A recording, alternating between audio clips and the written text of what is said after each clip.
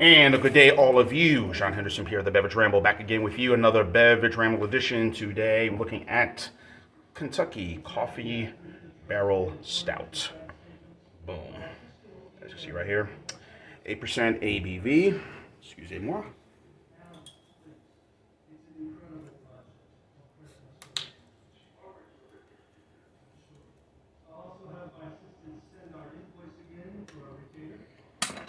I'm going to start bringing the damn can open every time I do my reviews, guys. Sorry about that, but once again, Mr. Pierre, you're not prepared. Anyway, 86 gets an 86 score on Beer Advocates. 3.76 out of 5 on Untappd. It's a American Stout. Stout. I wouldn't say it's an Imperial Stout, but it is a stout. I had this the other day on about 2 weeks ago. Whenever this thing's going to air, but with the guys on Stout Sunday, I brought this one beer, and I was more on that coming up. But here's what the stout looks like. This is from the Alltech Lexington Brewery and Distillery Company, of course, in Lexington, Kentucky. So they do a bunch of other things that they do, a bunch of beers and other barrels, and they do spirits as well. So I said, okay, let me bring one and try this out. So I've been seeing this a while now, so I picked it up at, what's that place? Cost Plus World Market, picked it up, paid about $1.99 for the bottle. Maybe a little high, maybe a little too much, but always one of the few places I go and I get singles from there, quite a bit, so. Stout smells quite good. Sorry, I got a little TV in the background, but I'm sure y'all can hear me. Very good. You get definitely the coffee notes right away.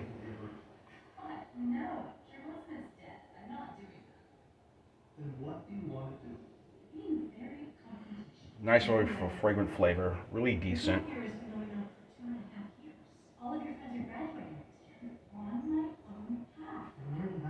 Volume.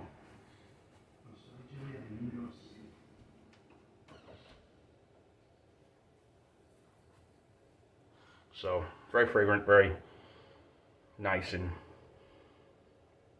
coffee more. I'm getting very little chocolate in this, so here we go. As I mentioned, I probably said I mentioned 8% ABV if I did mention that, but if I did, I'm very repetitive. So,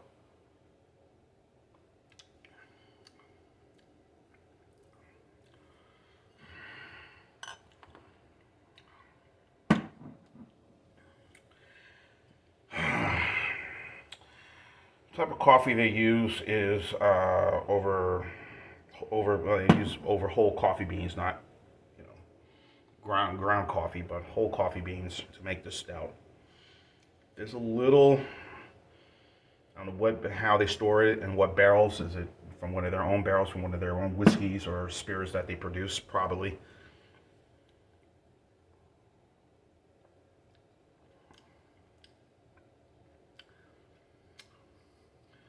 More coffee, but a little sweet. It's kind of bland if you ask me right now. And that's kind of how I looked at it when I reviewed it the first time. It was a bit bland, a bit stale, nothing really kind of exciting, And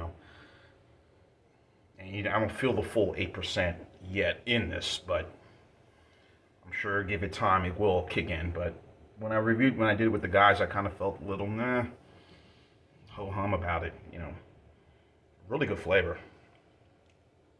But it's not as malty as I would like it to be. So I said I would go ahead and review it. So when I bought it, I was thinking, it was going to be something like really, interesting. Because I did like the their bourbon barrel ale that they put out, which I reviewed, I think, 4 months ago. And I really gave it a very high score. But this one, again, there's just, the coffee flavor's there. There's a little bit of chocolate, but not a lot.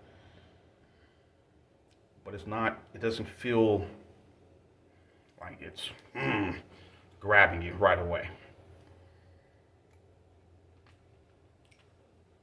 So I like I usually do with most of my stouts or beers like that. They're very like this. I tend to leave it out about 30 minutes, let it give it a little warm up, 30 or 40 minutes, kind of give it a little more feel to it. Take it out of the refrigerator and kind of see what I'm getting. But it's, I don't know. I don't know if it's, maybe it's the climate. I don't know what it is, but it's not really doing anything. It's good, but it's not great. So.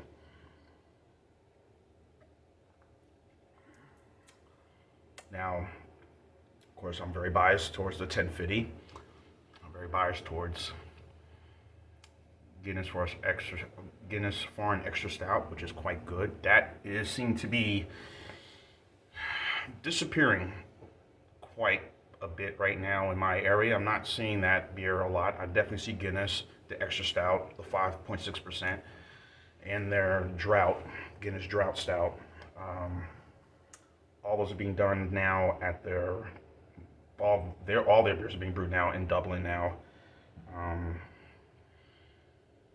There's one of they're brewing in Baltimore. I'm trying to think of which one it is. I think I did review that one as well. Name escapes me right now. So, but again, very lenient, very biased towards 1050. That's 10%. Probably one of the best imperial stouts I've had. Amazing. I did one with Pontoon recently. Pontoon, not the most decadent, but I think there was another one I tried. I think it was a cookie stout. I think I bought that for Stout Sunday. That was phenomenal. And then there's the others that I've mentioned. 1050, Oscar Blues, Old Rasputin. There's one being brewed, of course, KBS, Farron's with the KBS, phenomenal. New Holland with their stout, and their milk stout, I believe that's what it is. And Left Hand Brewing also with their stout, the Nitro. That's also pretty good. So those are the ones I'm very, very, very embrace like as my babies, because those were probably far the best I've had in stouts. And of course, recently I had a Jewel, another great one, the Goose Island Bourbon County Stout, which was just the best. So, look, overall, again, it's decent. Ain't the greatest thing, but it's decent enough for me. And again, it feels very sessionable. Again, I'm not feeling that full 8%. I would like to, but will do. So, good notes, good flavor. Not full as malty as I would like it to be. So, I'm gonna go 83 on this one. So that's not a bad score, folks. It's still a B, so just decent enough. But I think it's all right. Again, this is the second thing I've had from this company, so I would like to try some of their spirits. But then again, spirits and me probably need to take a break right now due to some recent situations that have happened to me. Hey, things happen. Good thing nothing bad happened. But anyway, not to make light of it, but anyway. So I'm going to go 83. So he has an 86, so it's like 3 points down. So 8.3, a B, average B for the Kentucky Coffee Barrel Stout from the Lexington Alltech Brewing and Distillery Company. It's all right. Not great, but all right. So maybe great for you, maybe all right for you. So hopefully you try it. John Anderson Pierre, the Beverage Rambleton. Keep on watching as always. Cheers, live, laugh, and love. Bourbon Barrel Kentucky. Oh, my Kentucky home coffee stout. I like it, don't you?